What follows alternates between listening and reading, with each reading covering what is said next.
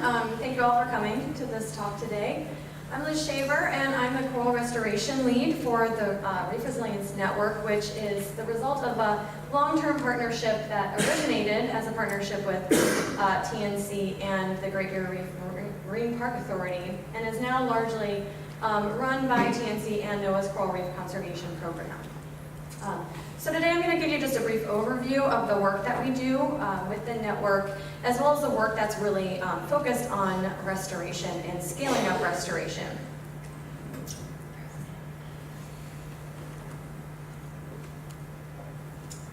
So the main goal of the Reef Resilience Network is really to support the people working on the ground to support coral reefs.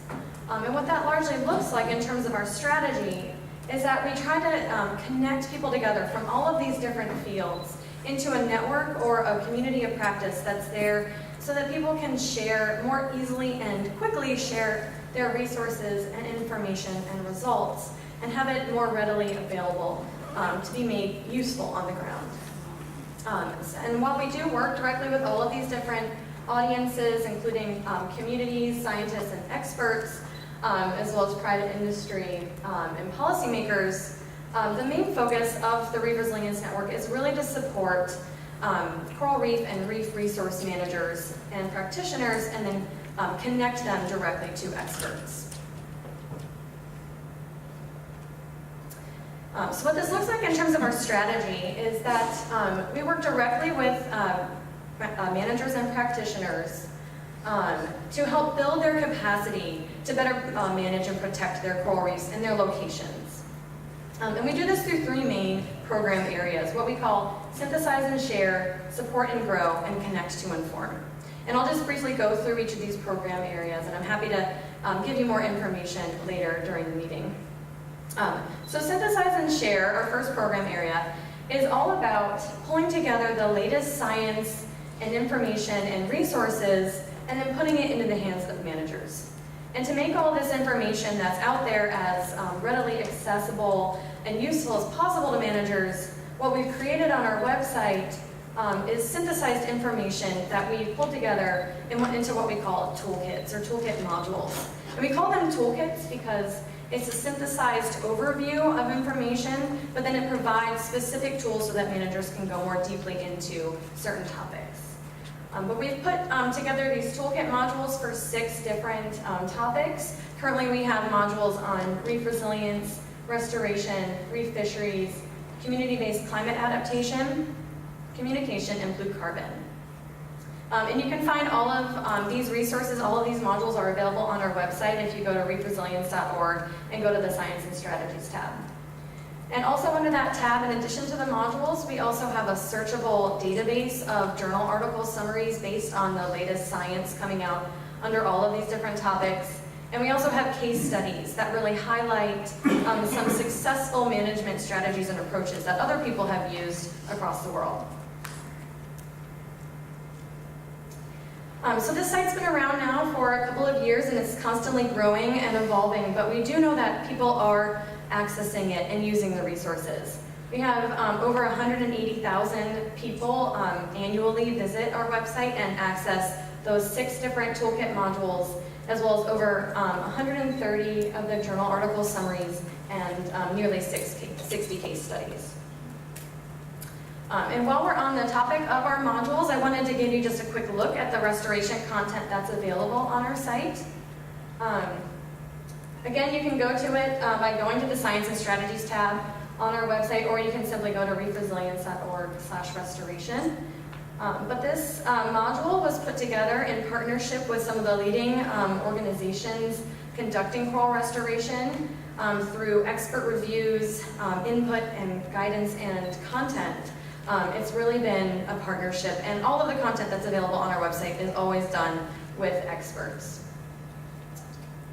So really quickly, the work that we have, or the information that we have on the restoration module starts with an introduction in terms of what restoration is and its role in larger management, as well as some information on the Coral Restoration Consortium, which you heard about from Tally earlier today.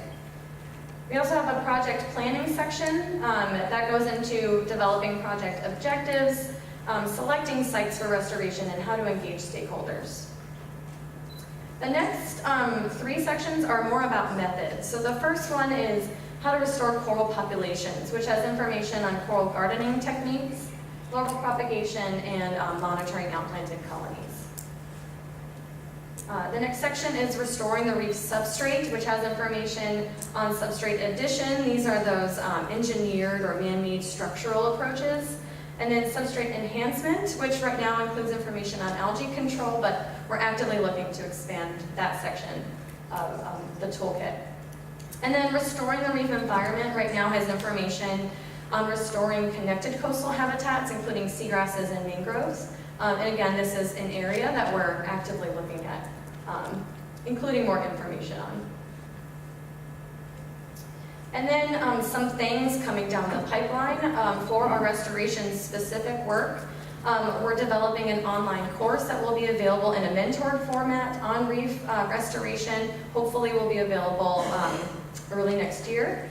We're developing some more guidance on how to incorporate restoration into resilience-based management strategies.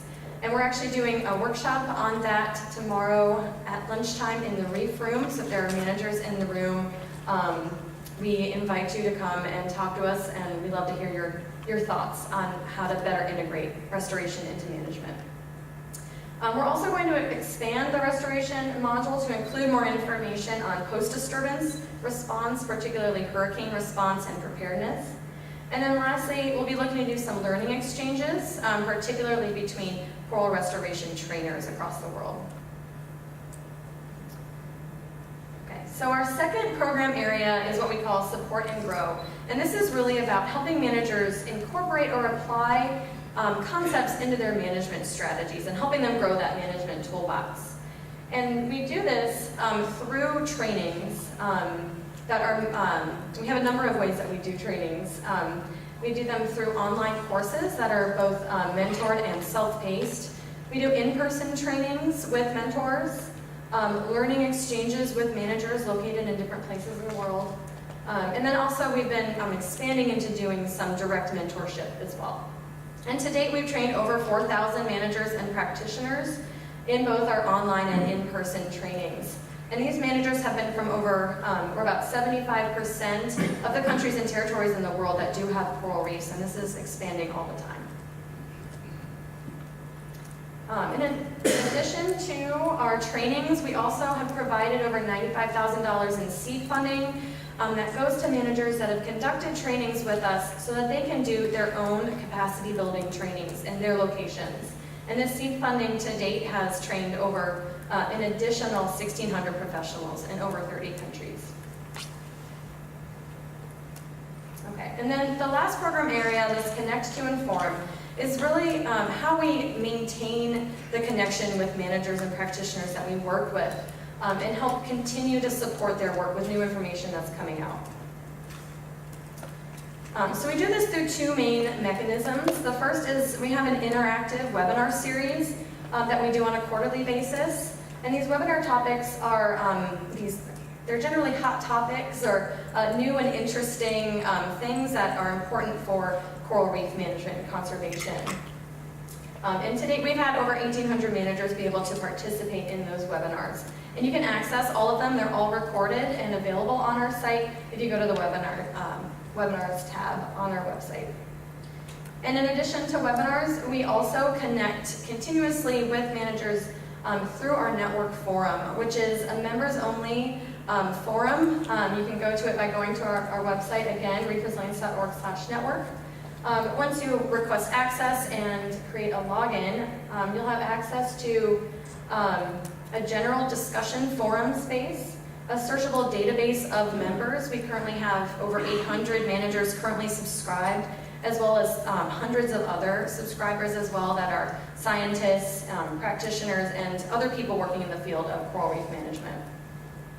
You can also create private discussion groups, and you can share files and resources directly with other members or within those discussion groups.